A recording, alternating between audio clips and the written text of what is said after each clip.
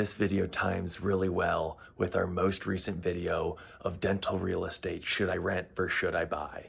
So I'm here at our oral surgery center. I got a call yesterday from the team that we were having some water damage and some water issues. So I came over here first thing this morning, just met with the landlord, and this is an example of a time where it's much more beneficial to be the tenant than to be the landlord. Because I'm going to come in here and show you a couple of the areas that we're having some water damage. And water damage is a landlord's siren. You start seeing red flashing lights when you hear water damage and all that stuff, because water can get very expensive and can damage so many things.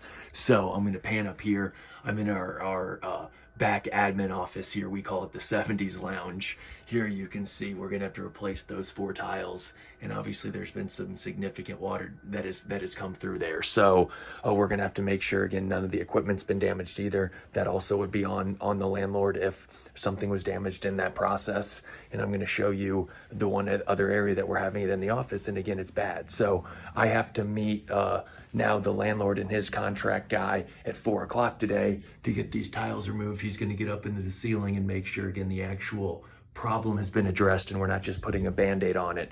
And for those at home that are curious, the quote that I've heard for the roof work that needs to be done is north of $400,000.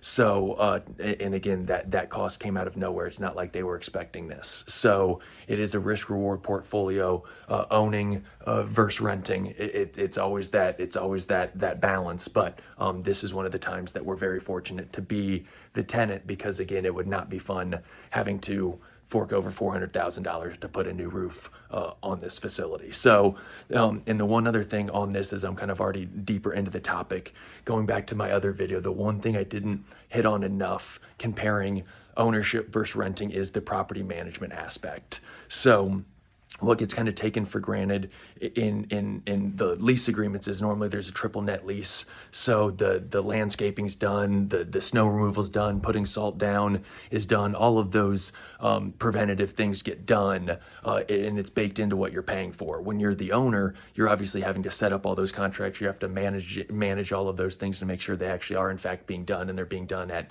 a high standard. So there's more things to manage and more things to be out on the lookout for. So hope you guys found this video beneficial, but I thought the timing was too good not to share.